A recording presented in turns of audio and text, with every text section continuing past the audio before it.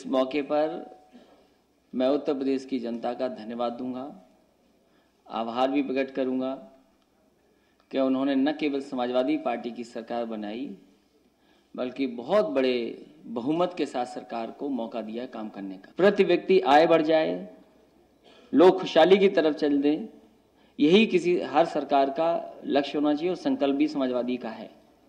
और जब से घोषणा पत्र पे काम करना शुरू किया समाजवादी पार्टी ने, घोषणा पत्र का में जो लिखी बातों को हम लोगों ने जनता के बीच में उतारने का काम किया।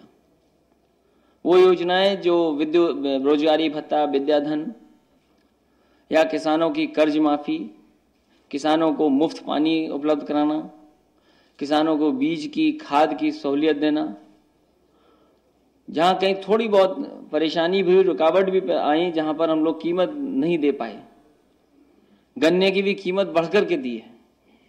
इतनी कीमत गन्ने की कभी नहीं मिली जितना समाजवादी पार्टी की सरकार में मिली है पहले वर्ष में ही।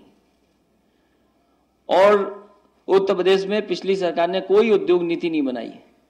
समाजवादी पार्टी की सरकार इस बात के लिए कामयाब हुई कि अगर कोई उद्योग लगाना चाहे तो उसके लिए नीति है।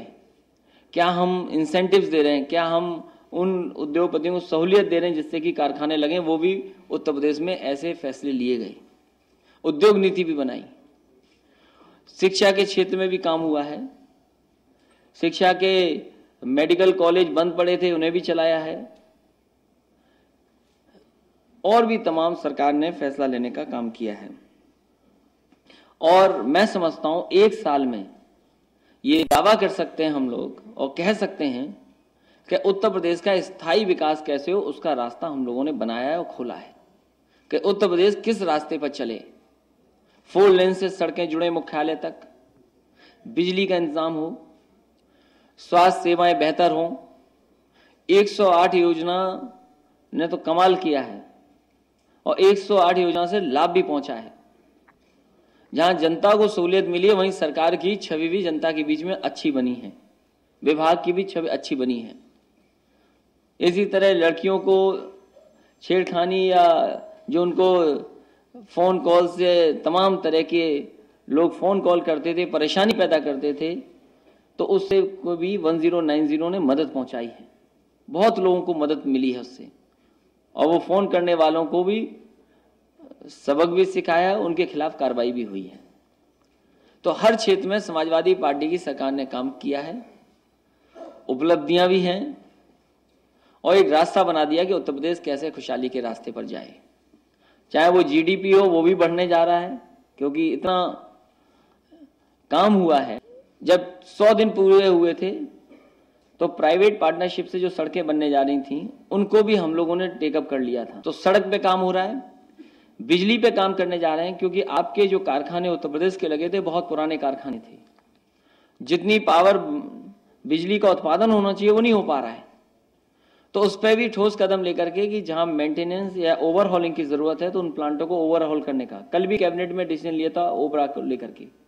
इसी तरह स्वास्थ्य क्षेत्र में काम हो रहा है। कोई उंगली नहीं उठा सकता कि स्वास्थ्य क्षेत्र में कहीं सरकार किसी तरह की बात हो। दवाइयां उपलब्ध हैं, अस्पताल बनने जा रहे हैं, सीएससी बनने जा रहे हैं, 100 एकड़ में कैंसर इंस्टीट्यूट बनने जा रहा है और उस कैंसर इंस्टीट्यूट को दूसरे मेडिकल कॉलेज जहां सुविधा होगी उससे कनेक्ट भी करेंगे। जो लोग कहते थे कि लैपटॉप नहीं बट पाएगा, उसमें भी सरकार कामयाब हो गई। लैपटॉप अंतोगत्ता हम लोगों ने 1 साल के अंदर ही बांट दिया। लॉ एंड ऑर्डर पे सरकार चिंतित भी है और ठोस कदम उठाएगी भी। कानून व्यवस्था पर कोई समझौता सरकार नहीं करेगी। जो भी कानून व्यवस्था को खराब करने का काम करेगा कोई हो, उसके खिलाफ सरकार कार्रवाई करेगी। जो कानून व्यवस्था को संभालने पर खरे नहीं उतरेंगे, ऐसे अधिकारी, ऐसे जो भी होंगे, उनके खिलाफ कार्रवाई होगी। बीज उपलब्ध हो और समय पर बीज उपलब्ध हो। खाद पहले से कभी पुरानी सरकार ने इंतजाम नहीं किया था। समाजवादी सरकार ने पहले से खाद इंतजाम करने का काम शुरू किया। उसके लिए एडवांस में पैसे भी दिए जिससे कि किसानों को समय पर खाद मिल जाए और कहीं उनको लाइन में न लगना पड़े, लाठी न खाना पड़े। कि जब हम विद्याधन, बेरोजगारी भत्ता, लैपटॉप बांट सकते हैं तो इस बार किसानों की जो खरीद होगी हमें खुद भी जाना पड़े, हमारे तमाम और मंत्री लोगों को भी जाना पड़े, तो हम लोग जाकर के उनकी खरीद जो गेहूं की होगी उसके चेक सीधे सीधे हाथों में किसानों को देंगे। हम लोगों ने बोरे इस बार पहले ही ऑर्डर कर दिए जिससे समय पर बोरे मिले, कहीं कमी आपको नहीं दिखाई देगी। और वेयर हाउस की कैपेसिटी भी बढ़ाने जा रहे हैं। और किसानों का बीमा भी हम लोगों ने बढ़ा दिया, 5 लाख कर दिया, आपकी जानकारी में होगा, जिसमें गेहूं है, चावल है, इसको मिला के कोई शराब बन सके तो जरूर बनाए, उसके लिए पॉलिसी लाएंगे, क्योंकि किसानों को लाभ मिलेगा उससे। तो जो खराब अधिकारी हैं उनके खिलाफ कार्रवाई होगी, उन्हें पीछे धक्का मारा दिया जाएगा, और जो अच्छे अधिकारी हैं उन्हें हम लोग प्रशंसा भी करेंगे और उन्हें आगे भी बढ़ाएंगे। सोलर एनर्जी की कोई पॉलिसी नहीं थी, हमारी पॉलिसी है।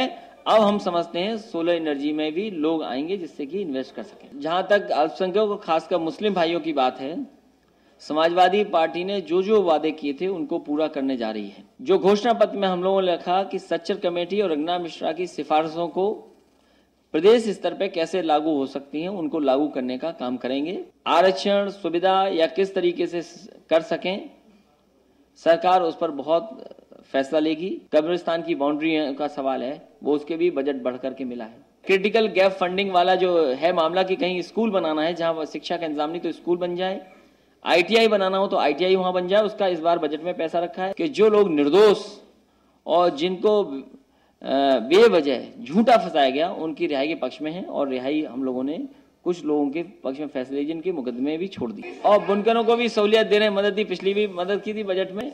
जहां तक नंबर देने की बात है तो अब नंबर तो मिलेंगे, आप पूछ लेना कितने नंबर दिए, लेकिन और नंबर मैं समझता हूँ अच्छे मिलेंगे।